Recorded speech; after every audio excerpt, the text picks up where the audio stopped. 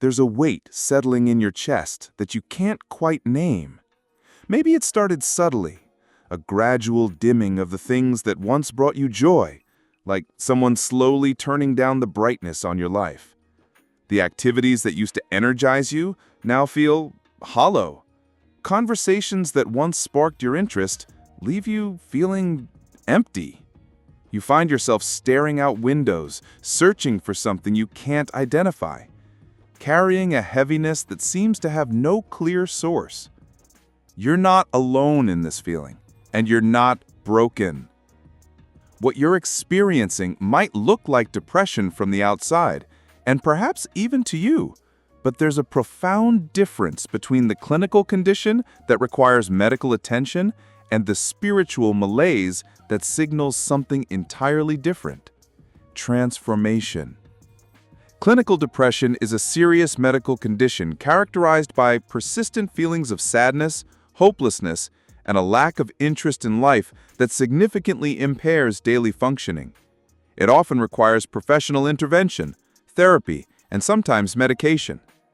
The symptoms are consistent, pervasive, and create genuine suffering that doesn't serve a developmental purpose. But what we're exploring here is different. This is the sacred discomfort of outgrowing your old self, a process as natural as a snake shedding its skin, yet infinitely more complex because it involves the very essence of who you believe yourself to be. The heaviness you feel isn't pathology, it's pregnancy.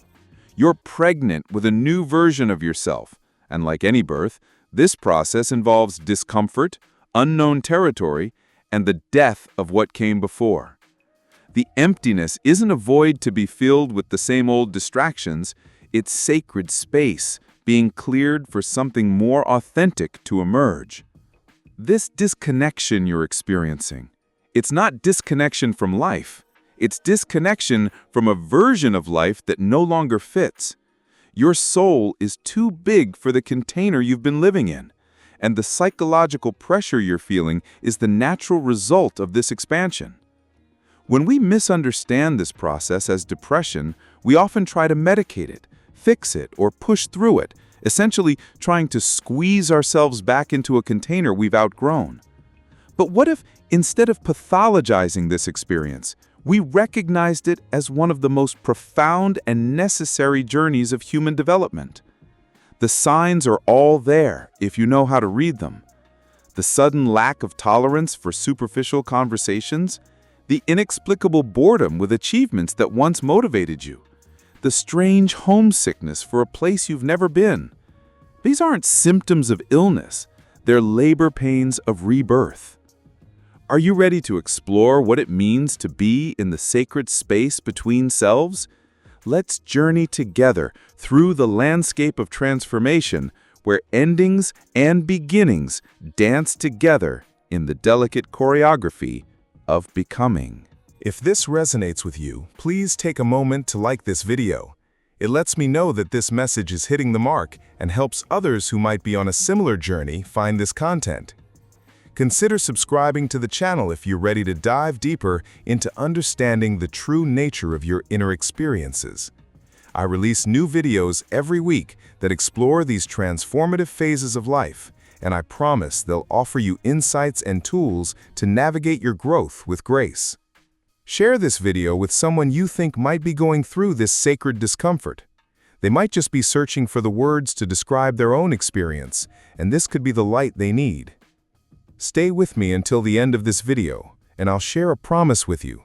By the time we finish today, you'll have a clearer roadmap for understanding whether you're truly experiencing clinical depression or if you're in the midst of a profound spiritual transformation. And here's a little teaser for what's next.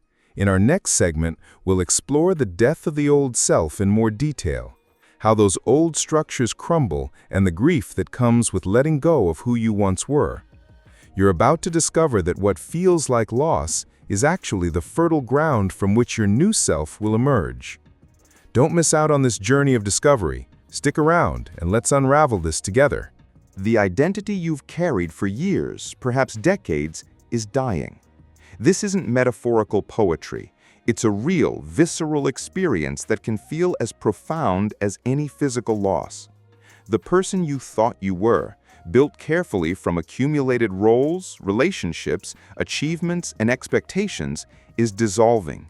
And just like any death, this process comes with its own form of grief.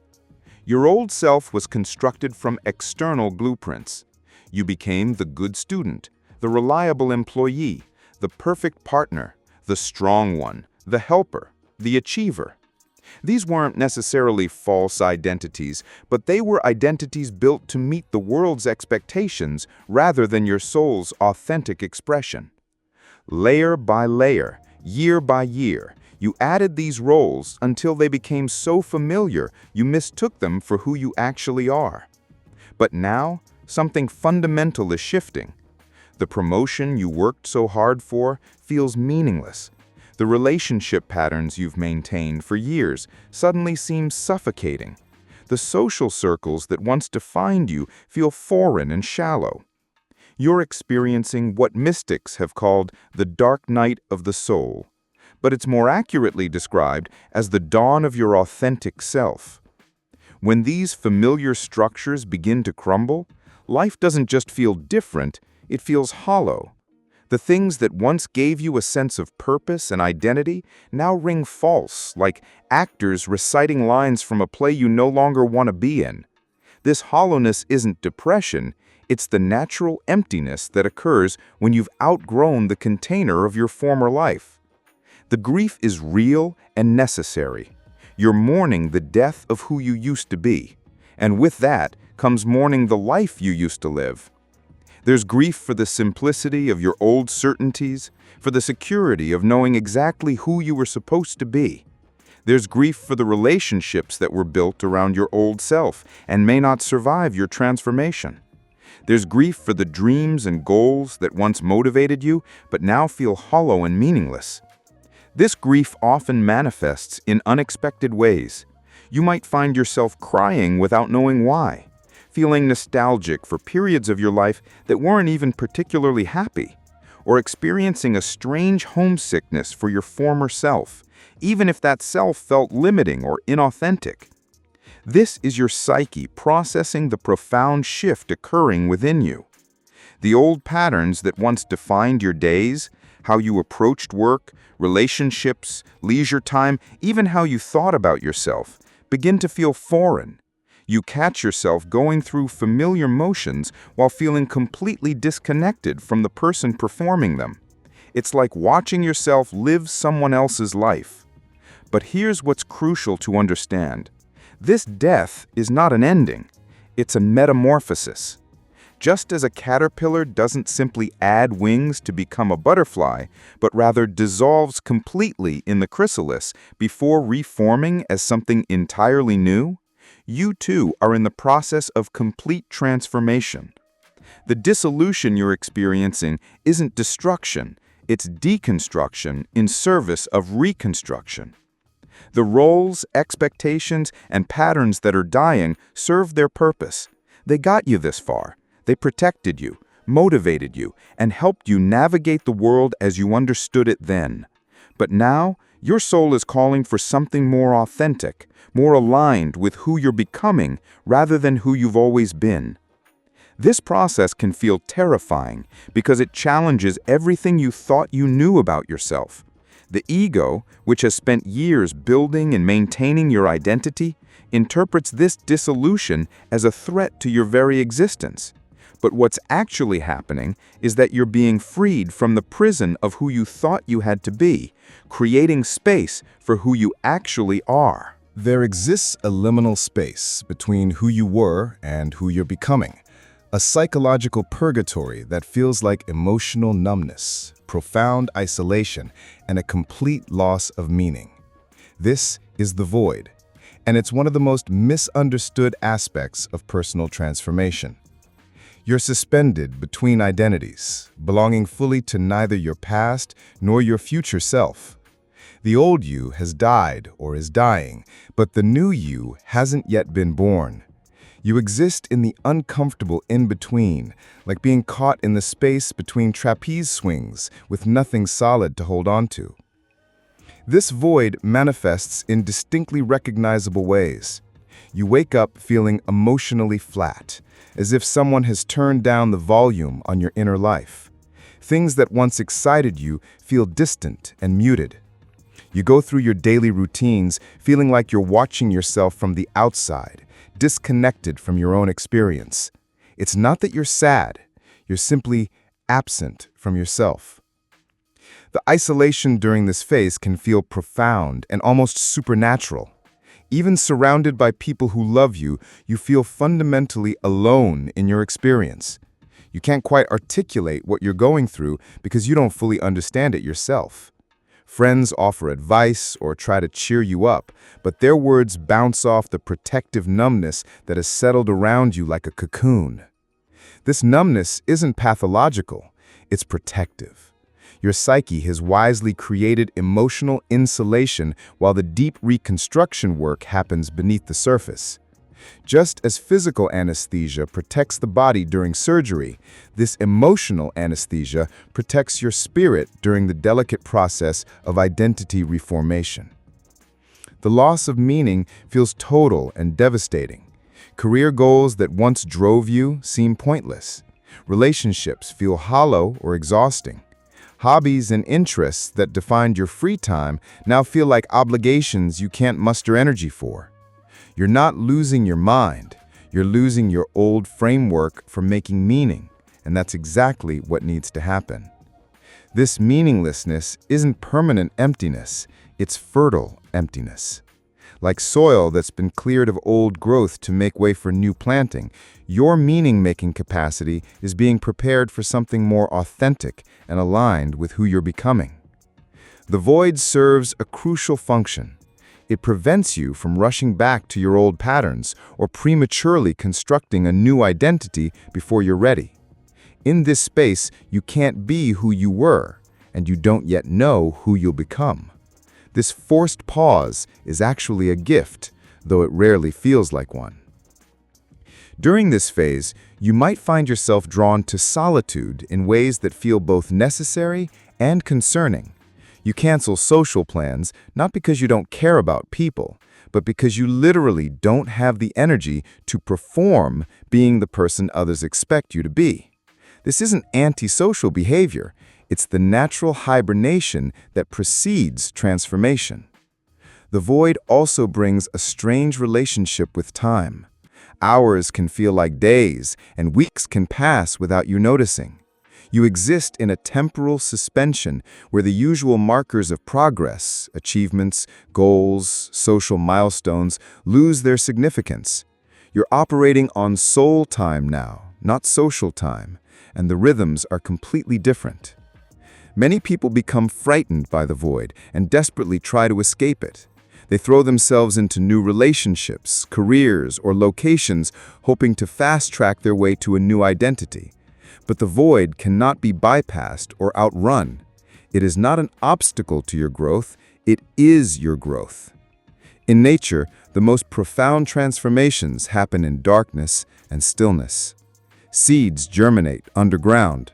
Butterflies transform within the sealed chamber of the chrysalis. Your void is not empty space. It's a generative darkness where your authentic self is being assembled at levels deeper than conscious thought. The discomfort you feel isn't a sign that something is wrong. It's a sign that something profoundly right is happening. Your old self had to die completely before your new self could be born. The void ensures that death is complete, and that birth, when it comes, will be genuine rather than simply a rearrangement of old patterns. This is why rushing through the void or trying to medicate it away can actually prolong your suffering. The void has its own timeline, its own necessary duration. Learning to inhabit it with patience and even reverence transforms it from a prison into a sacred space of becoming. Trust the process, even when, especially when, you can't see what you're becoming. The transition between selves creates specific symptoms that our culture consistently misinterprets as mental illness. But what if these signs aren't evidence of breakdown, but breakthrough? Learning to recognize the difference between pathology and transformation can save you years of unnecessary suffering and misdirected treatment. The death of old interests.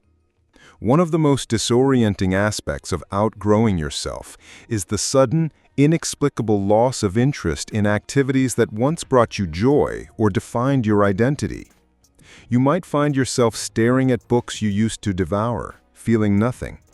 Career ambitions that once drove you now feel hollow and meaningless. This isn't depression stealing your pleasure. This is your evolving consciousness rejecting what no longer serves your growth.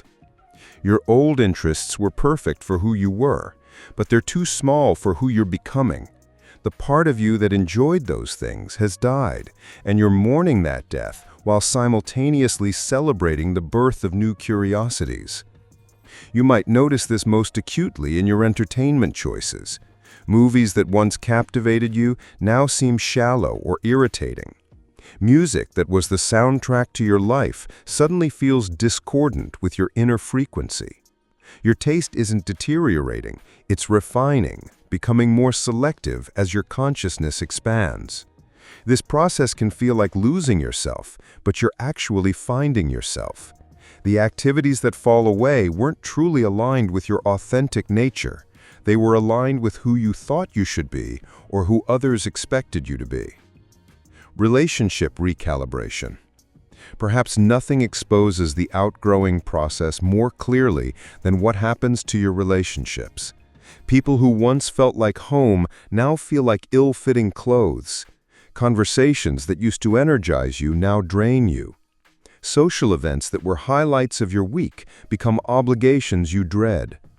This isn't about becoming antisocial or superior, it's about energetic incompatibility. As you evolve, your vibrational frequency changes. Some relationships can adapt and grow with you, while others simply cannot match where you're going. This is neither personal nor permanent. It's natural selection at the soul level. You might find yourself pulling away from friends who constantly complain but resist change, or from family members whose conversations never move beyond surface-level topics. What feels like rejection is actually protection. Your psyche is conserving energy for the work of becoming. The relationships that survive this transition are the ones based on authentic connection rather than shared dysfunction, convenience, or habit. You're not losing friends, you're discovering who your true friends actually are. Heightened sensitivity to authenticity.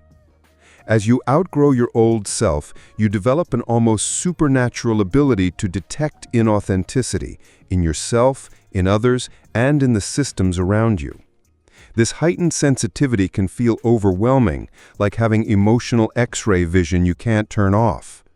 Small talk becomes physically uncomfortable. Marketing messages that once seemed normal now feel manipulative and insulting to your intelligence. You can sense when people are performing rather than being genuine, and it creates a visceral reaction of discomfort or even revulsion.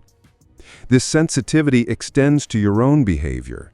You become unable to engage in conversations, activities, or relationships that require you to betray your true nature. What others might see as you becoming difficult or too picky is actually you becoming unable to compromise your integrity for social acceptance. The world starts to feel like it's full of actors playing roles rather than humans being themselves. This isn't cynicism, it's clarity. You're seeing through the social masks that you once wore yourself and that you once accepted from others. The call to deeper purpose. One of the most profound signs of outgrowing is a sudden, urgent need to align your life with deeper purpose rather than superficial goals. The achievements that once motivated you, money, status, approval, begin to feel not just unimportant, but actively repulsive. You find yourself asking questions that have no easy answers. What's the point? How does this serve something greater than myself? Am I contributing to human flourishing or just participating in elaborate distractions? These aren't signs of depression, they're signs of spiritual maturation. Your tolerance for meaningless work plummets. Jobs that you could once perform on autopilot now feel soul-crushing. You'd rather struggle financially doing something meaningful than prosper doing something that violates your emerging sense of purpose. This shift often creates practical problems. You might leave stable careers without clear alternatives, or find yourself unable to engage in activities that pay the bills but serve no higher function. This isn't irresponsibility, it's your soul's refusal to participate in its own diminishment. The integration challenge. These signs of outgrowing create a unique challenge. How do you honor the transformation while still functioning in a world designed for your old self? The bills still need to be paid, relationships still need tending, responsibilities remain. The key is recognizing that these symptoms are temporary and purposeful. Your discomfort with your current situation is not a problem to be solved, but information to be received. It's your inner guidance system recalibrating for a more authentic way of being. You're not broken, difficult, or mentally ill. You're evolving, and evolution, by its very nature, requires leaving some things behind while moving towards something unprecedented and unknown. The question isn't how to return to your old normal. That person no longer exists. The question is how to midwife your new self into being with as much grace and patience as possible. After months of feeling like you're dissolving, something shifts. The fog doesn't lift all at once, it thins gradually. Like dawn breaking after the longest night. You begin to notice subtle changes, a flicker of genuine excitement about something, a moment of clarity that cuts through the confusion, or a sense of energy that isn't forced or manufactured, but feels naturally arising. This is the emergence phase, the moment when your new self begins to surface from the depths of transformation. Recognizing the new identity forming beneath the surface. Your authentic self has been quietly forming while you thought you were falling apart. Like a photograph developing in a dark room, the image of who you're becoming has been slowly materializing in the darkness of your transformation. Now the outlines are becoming visible. You might notice it first in small things, a different reaction to a situation that used to trigger you, a newfound boundary that feels natural rather than forced, or an interest in something that never appealed to you before. These aren't random changes, they're glimpses of your emerging identity. The person you're becoming has different values than who you used to be. Where you once sought approval, you now seek authenticity. Where you once prioritized security, you now value growth. Where you once avoided discomfort, you now understand its necessity. These shifts aren't conscious decisions, they're organic expressions of your evolved consciousness. You begin to recognize thoughts that feel genuinely yours versus thoughts that belong to old programming. Your voice sounds different when you speak from this new place, more grounded, less apologetic, clearer about what matters. You're not trying to be different, you simply are different. The relationships in your life start to reflect this change. Some people feel more distant, not because you've rejected them, but because you're no longer matching their energy from a place of unconscious patterns. Others feel surprisingly closer, as your authenticity creates space for deeper connection. Your new self naturally attracts what aligns and releases what no longer serves. The gradual return of clarity, energy, and meaning. Clarity returns not as mental sharpness, but as inner knowing. You stop overanalyzing every decision because you can feel what's right for you. The constant questioning that characterized your transformation phase gives way to a deeper trust in your own wisdom. This isn't the false clarity of bypassing or spiritual materialism, it's the earned clarity of someone who has walked through their own darkness and emerged with genuine understanding. You know what you value because you felt what it's like to live without those values. You know what you need because you've experienced what happens when those needs go unmet. Energy begins to flow differently through your body. The heaviness that once felt permanent starts to lift, not because you forced it away, but because it has completed its purpose. This isn't manic energy or caffeine-fueled productivity. It's life force energy moving freely through a system that's no longer constricted by outdated patterns and limiting beliefs. You find yourself naturally drawn to activities and interests that nourish rather than drain you. Movement feels good again. Creativity flows more easily. Social interaction becomes energizing rather than exhausting when it's aligned with your authentic self. Your energy becomes a barometer for what truly serves your highest good. Meaning returns in unexpected ways. The things that used to feel important might now seem hollow, while simple moments become profound. You find meaning not in grand achievements or external validation, but in the quality of your presence, the authenticity of your relationships, and the alignment between your inner truth and outer expression. The work you do in the world begins to feel different. Either your current work transforms into something meaningful, or you feel called towards something entirely new. Meaning isn't something you have to search for externally. It arises naturally when you're living in alignment with who you truly are. Integration, bringing your new self into the world. The emergence phase isn't about perfection, it's about integration. You're learning to inhabit this new version of yourself while still living in the same world, often surrounded by people who knew the old you. This requires patience and practice. Some days you'll feel fully embodied in your new identity. Other days you might slip back into old patterns, but now you recognize them quickly and can course correct with compassion rather than self-judgment. Growth isn't linear, and integration is a lifelong process of returning again and again to your authentic center. You begin to make different choices, not dramatic life overhaul changes necessarily, but subtle shifts in how you spend your time, energy, and attention.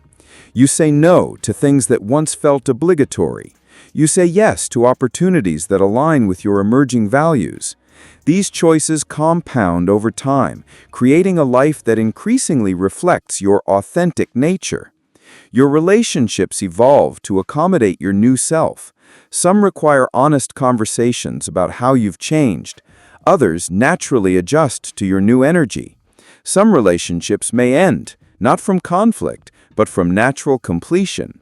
You learn that loving people doesn't mean staying the same for their comfort, and authentic relationships can handle your growth. You're not broken, you're becoming. As you emerge from the chrysalis of your transformation, you realize with profound clarity, you were never broken, you were becoming. The depression-like symptoms weren't pathology. They were the natural process of a consciousness outgrowing its container. Every moment of despair was your psyche's way of saying, "This isn't working anymore." Every period of confusion was your inner wisdom clearing space for new understanding. Every experience of emptiness was fertile void, pregnant with your becoming. What felt like falling apart was actually falling together in a completely new configuration. You now understand that the culture's pathologization of transformation symptoms does a profound disservice to the natural process of human evolution. By treating the sacred symptoms of growth as mental illness, we rob people of the dignity and purpose of their transformation. You weren't meant to go back to who you were before. You were meant to move forward into who you're becoming. The person emerging from this process has access to wisdom, compassion, and authenticity that wasn't available to your former self. This wasn't suffering for nothing. This was initiation into your own becoming. Your journey through the darkness has given you an invaluable thing, the lived understanding that transformation is possible, that consciousness can evolve, and that what we call depression might sometimes be the sacred labor of birthing our most authentic selves. You're not broken. You were becoming. And that becoming is the most natural, necessary, and sacred process in the universe.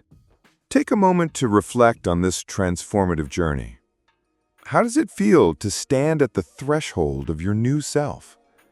If you've ever felt this way before, perhaps you've now found the language and understanding that eluded you then. What single word encapsulates the consciousness you've gained?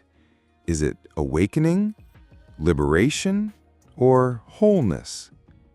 Share your thoughts in the comments below. Let's create a community of shared growth and insight. If this resonated with you, please give this video a thumbs up. It's a simple yet powerful way to connect with others on the same path. And if you know someone who might benefit from this message, share it with them. Sometimes all it takes is the right words at the right time to shift someone's perspective from despair to hope. As you conclude this chapter of your journey, two paths await you on the screen. One video delves deeper into nurturing your new self and maintaining the momentum of transformation. The other explores how to navigate relationships that are adjusting to your evolved consciousness. Click on the one that calls to you, the one that feels like the next step in your unfolding story. Remember, transformation is a continuous journey, not a destination. You've just emerged from the chrysalis, but the beauty of being a butterfly lies in the endless skies you can now explore. Here's a parting thought to carry forward. Transformation is not about shedding who you were, but about embracing who you are becoming. You're not broken, you're beautifully becoming. And that's the most natural evolution of your soul.